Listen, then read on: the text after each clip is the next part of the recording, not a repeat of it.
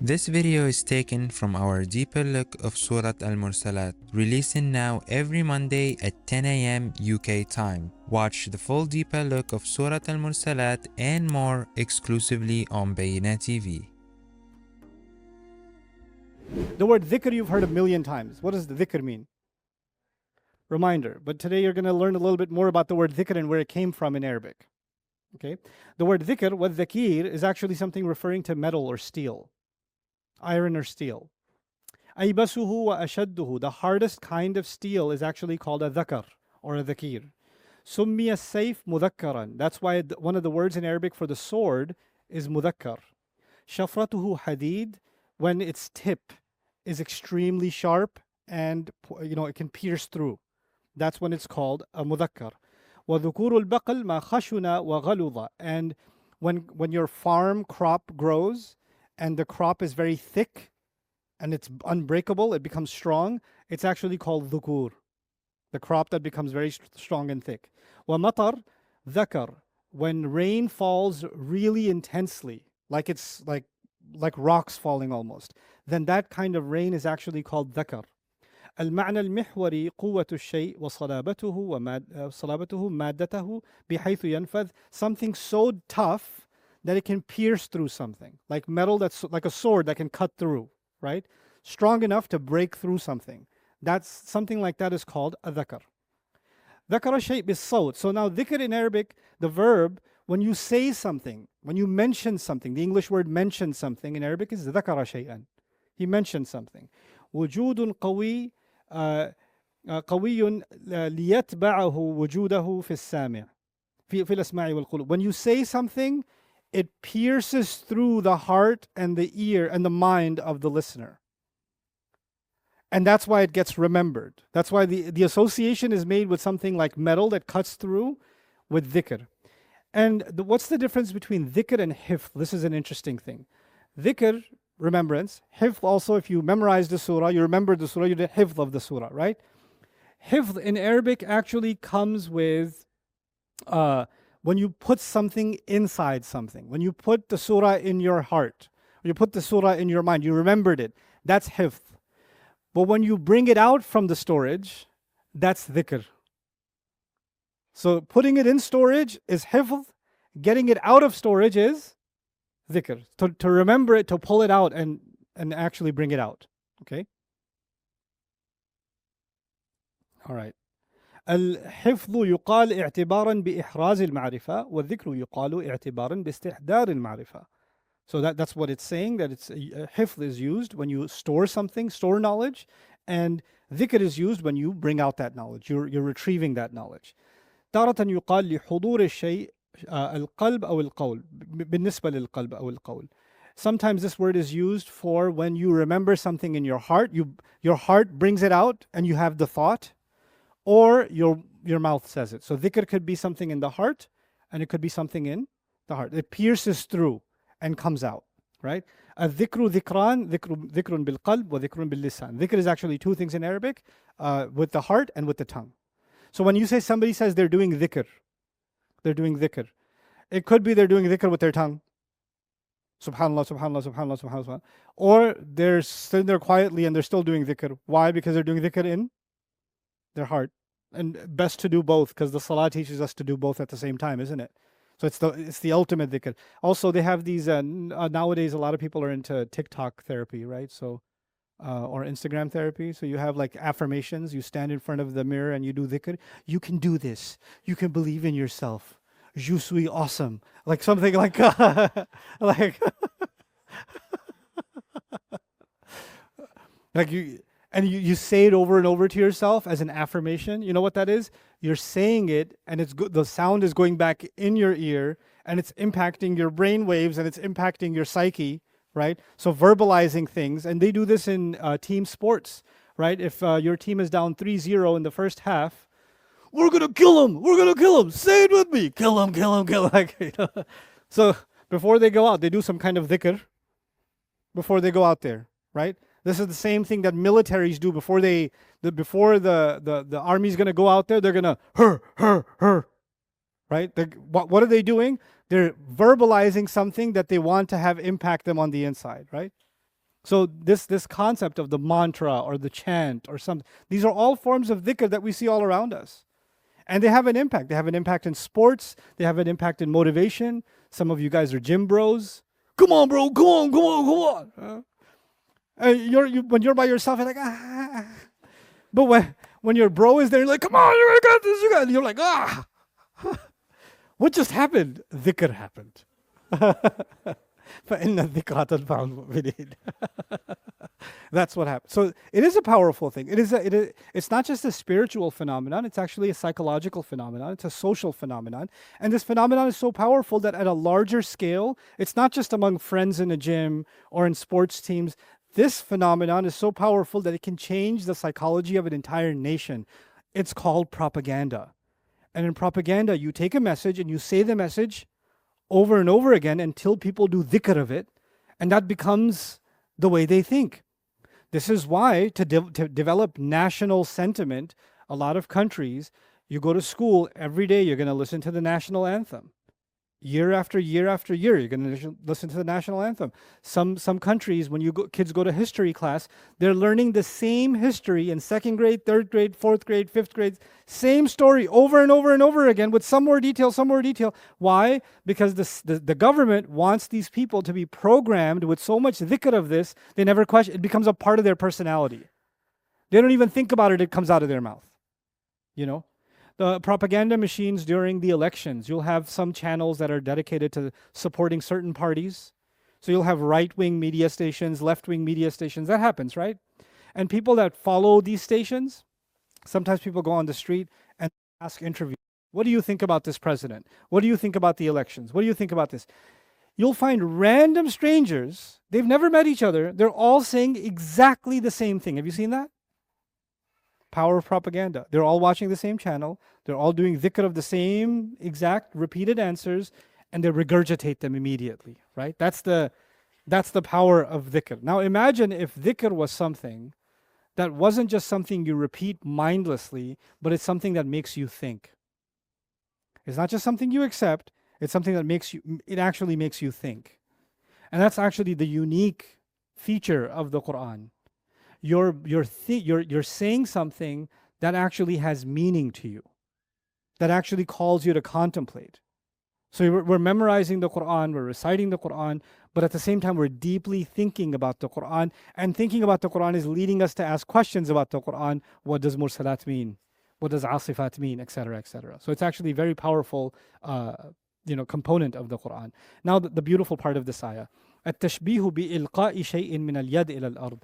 See, Allah brings the reminder from the skies. The winds are a reminder. The nice wind is a reminder that there's no storm right now because Allah is still holding the reins. Remember? The revelation itself, the angels deliver the reminder. There's another dimension of the reminder I actually want to bring to your attention here.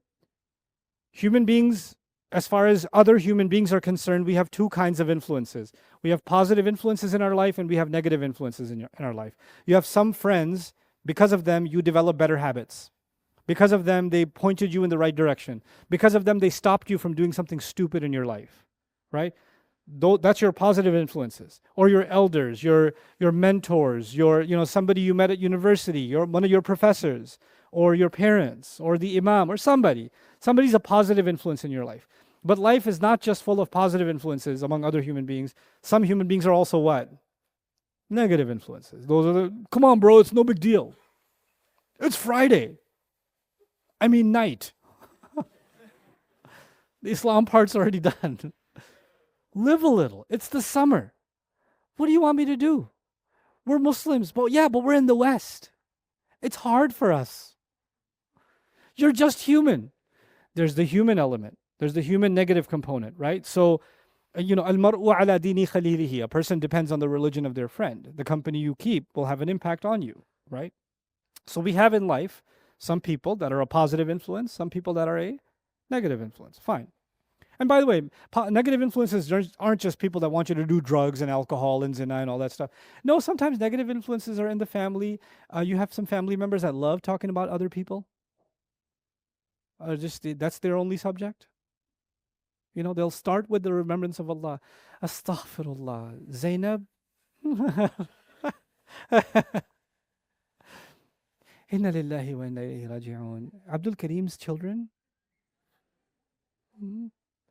first dhikr, then shaitan. Like it's a good combination, you know. So and then those people are also a negative influence because then they start making you think about other people all the time.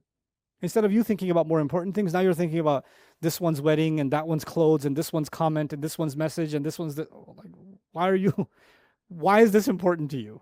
Because there's an influence in your life who makes these things important to you. This becomes their subject, right? Now, this is among human beings. But let me ask you this. Do human beings also have a negative influence from the unseen? Who's that? The shayateen. الذي يوسوس في صدور الناس. And there are shayateen that come. They do their work. There's the qareen, right? They do their work. They want to push us towards the negative. They want to push us towards something bad. Just do it. Just say it. Just go for it. Don't worry about it. Stop thinking so much. You're going to just listen to that, not say anything? What kind of man are you? Say something. Finish him. Right? That's the shaitan. So now, on the evil side, there are some people that are an evil influence, and there are shayateen that are an evil influence. But on the good side, we have human beings that are a good influence, but also there are angels that are a good influence. Actually, angels are all around us all the time. And actually, according to this ayah and the understanding of this ayah by some of our scholars, and I agree with this understanding, they do put good thoughts in you sometimes. They do push you towards a good idea sometimes. They do put something in your heart, don't do this. Stop. Just go the other way. Sometimes it was you had made up your mind to do something wrong, and somehow something comes, like in Surah Yusuf, لَوْلَا أَرَّأَ بُرْهَانَ رَبِّهِ, right at that moment, something happens to a believer, and they just know what to do. Like the mother of Musa alayhi salam, she doesn't know what to do with Musa alayhi salam. Allah puts a feeling, just put the baby in the basket and put the basket in the river. She's not a prophet. And that happens. Ashabul Kahf are not prophets, but somehow they get the idea, let's go to the cave. It's an angelic intervention.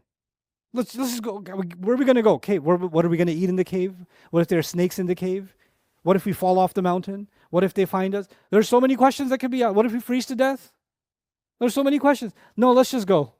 And they all have this thought and they all unify because, you guys, when you guys are together, we can't agree on a restaurant. You can't agree on a weekend trip. You can't agree on what time to meet up for the game. How are they going to agree on a cave? How about that cave? Yo, that cave is so much bigger. Let's go to that one.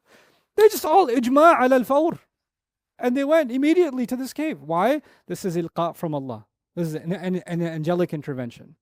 But I want you to understand the difference. The shayateen who do waswasa, the devils who do waswasa, it's on autopilot. It's constant, it's happening, it requires no effort from you.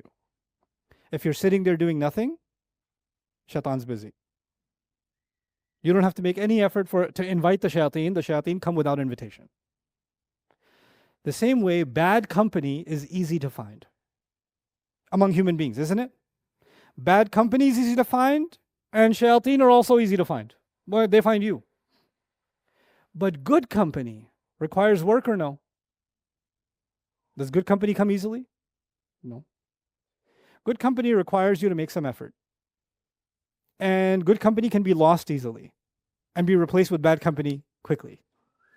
Good company requires work. And when Allah sees that work from you, that you're making the effort towards good, then Allah gives you the gift, al-mulqiyati dhikra, the angels also come and reinforce. If a person is doing wrong all the time, they're drinking alcohol, they're, doing whatever haram they're doing, ghiba, some wrong that they're doing, and they're doing it over and over and over and over again, they don't even feel bad. They don't even feel any guilt when they do it. But then there's someone who's trying to do the right thing. And then one day they're slipping. They were doing good, but one day they're starting to slip. When they're starting to slip, Allah will help this person because they have a good track record, yeah? So they might get a feeling in their heart, come on, don't do this.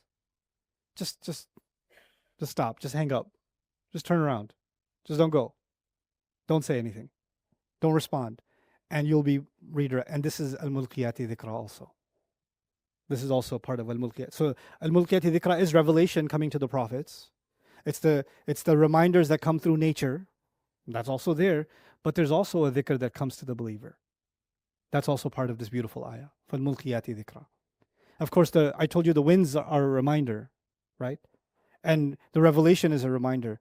But also, if we accept the interpretation that this is angels, which is a very valid interpretation, then the angels also deliver reminder to believers every once in a while. And there is this form, this part of wahi remains. This part of revelation is still alive. The revelation that comes to prophets, that's done for. That's done. But the ilqa from the angelic world to push us in a good direction or the other direction, that's still there. There's still room for that. And this is why Allah says, when we die, we meet those angels that were helping us all along. And they say, نَحْنُ أَوْلِيَاؤُكُمْ فِي الْحَيَاةِ الدُّنْيَا وَفِي الْآخِرَةِ. We've been your protective friends in life. So that doesn't mean they just protected you from a car accident. They protected you from slipping and falling down the stairs. That may have happened. يُرْسِلُ عَلَيْكُمْ حَفَظًا. But they may have also protected you from wrongdoing.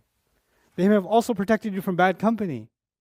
Like they redirected you in some way or the other, subhanAllah. Okay. Now, أن العاقل إذا شاهد هبوب الرياح التي تقلع القلاع وتهدم الصخور والجبال وترفع الأمواج. Now let's think about the winds for a moment. When a thinking person contemplates the winds that can pull trees out of the ground, winds that can change the shapes of mountains, winds that can destroy entire cities, winds that can bring about tsunamis that drown an entire city, an entire civilization. When they think about the wind, تَمَسَّكَ بِذِكْرِ اللَّهِ وَالْتَجَأَ إِلَىٰ إِعَانَةِ اللَّهِ, then such a person holds on to the remembrance of Allah and just wants to get the help of Allah. فَصَارَتْ تِلْكَ الرِّيَاحِ كَأَنَّهَا أَلْقَتِ الذِّكْرِ. It's as if these winds themselves dropped a dhikr on you. They dropped a dhikr on you.